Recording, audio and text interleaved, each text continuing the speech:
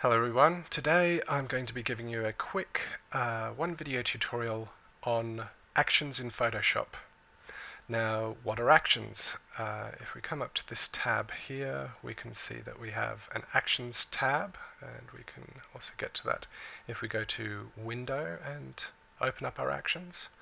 Actions are a series of functions or events that we record in Photoshop, and we can then play those events back in sequence in order to make a lot of tedious actions very simple, and be able to condense an entire practice down into just hitting a play button.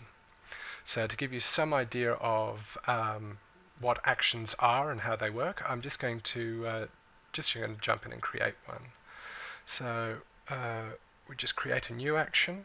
I'm just going to call it demo, and you can see that we have the record button pressed. What does this let us do? Well, if we just sort of might come down and use something a bit more interesting, something like that, and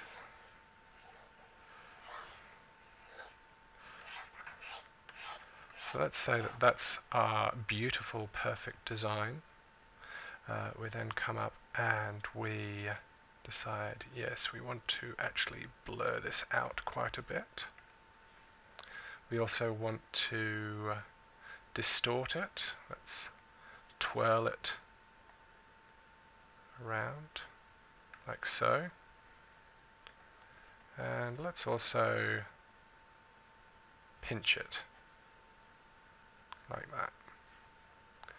Okay, so this is perhaps not the best design, but imagine if these were actions that you undertake a lot. They may be something as simple as performing image manipulations and adjusting levels, and perhaps you hit auto tone or auto contrast a lot, invert and then save your file. All of these can be recorded in your action. So once you have enough of these actions selected, you can stop your action, and now it's simply a matter of selecting the action and hitting play in order to get the same effect again and again. So what I'm going to do is I'm just going to undo back to here, and if we now hit, with demo selected, hit play, you can see that we go through all of these actions and we come up with the same design. Now I'm just going to say that I recorded this this part of the action without that needing to be there. If you do have something in your action that you don't want to apply to every single time that you press that you play this action, you can either hit the delete the trash can here with this selected, or you can just drag this down to the trash can. Now you might have noticed that you can also move this down to anywhere. So if you do things in the wrong order, you can actually change the order that simply as well. So I'm just going to delete that.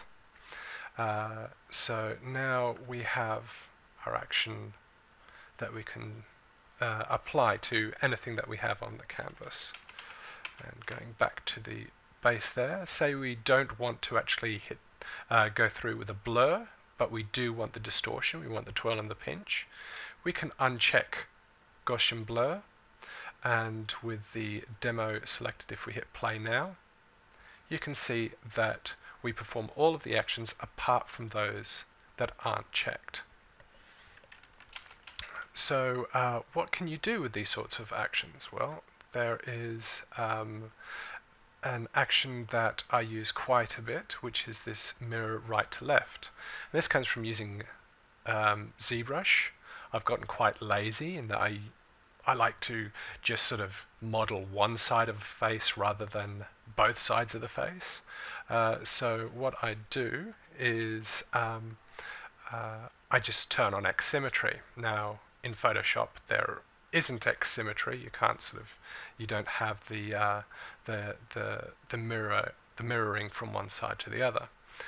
So one way to sort of have a similar effect is, no, I'm just going to delete this, and if I come to View, New Guide, 50%, just so I don't have to remember or measure the canvas. You can see that we've got a central point there. So say I wanted to create a sort of a cartoony sort of face here.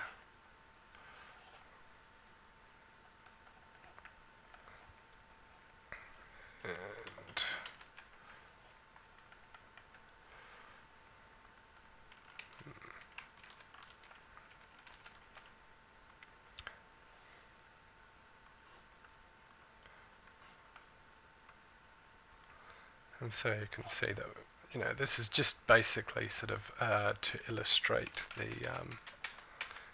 this function.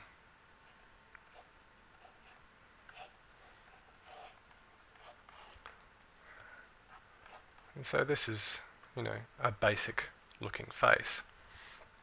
Now under my actions, I have an action that I recorded called mirror right to left.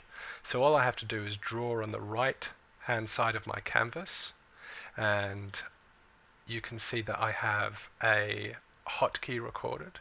And in fact, if I go down to here, and I think it's right click, or maybe it is here. Let's see. Action options. You can see that I have a function key that I can set. So I can set this to F11. I can say I want this to activate when I hit Control F11 and click OK. And now you can see that Control F11 is my my demo action. If I close this and hit Control F11, you can see that we have the effect that we recorded earlier. But going back to the previous sort of look, if I go to Actions, mirror right to left is Shift F2. So if I hit Shift and F2, you can see that I mirror my the right hand side of my canvas across to the left hand side. So why would I use an action instead of just doing that manually? I mean, it should be fairly simple of just sort of cutting this side of the face, flipping it across, you know, using a flip horizontal, moving it across, and then pasting it down. Well, this action isn't quite as simple as all that. This action works no matter what the canvas size is, and it uses quite a lot of sort of trickery in order to get that to work. And you can see that this is actually what is involved in that action. And I'm going to make this available for download. There should be a link at the bottom of the video. So you can actually download this and use this however you want. And I recommend that once you apply it to your Photoshop documents, just open it up and have a look at all of the things that are involved in this action and try to figure out why we do things that way. For example, there's a stroke here. We set selection to all and then we stroke with a width of 1. Location is center, opacity is 1%. Why would we do that?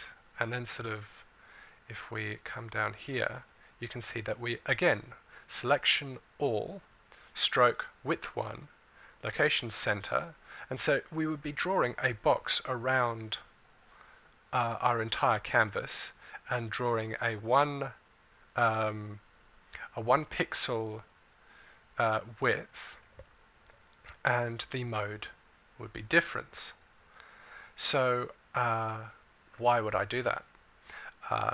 And that's something to think about. And if you can figure out why that is, leave us a comment, and I'll be interested to see if you can work out why we have these sorts of tricks in there. Also, why do we open up a new document? But you can see that that action just takes up a lot of time. Just, you know, explaining it and describing it is boring enough. So imagine having to do all this again and again. And also, because it is set to that action, say we wanted to sort of make his eyebrows a little bit closer, we wanted to give him more of a sort of a stern expression, wanted to give him cat eyes, wanted to give him a fantastic moustache, and a sort of the suggestion of a goatee beard. Well, now we just have to hit our hotkey again, and it flips across. And so we don't have to go in there and cut one side of it, flip horizontal, take it over to the other side, and put it there, because it all does it automatically. So that's what the power of these actions are. So like I said, you can download this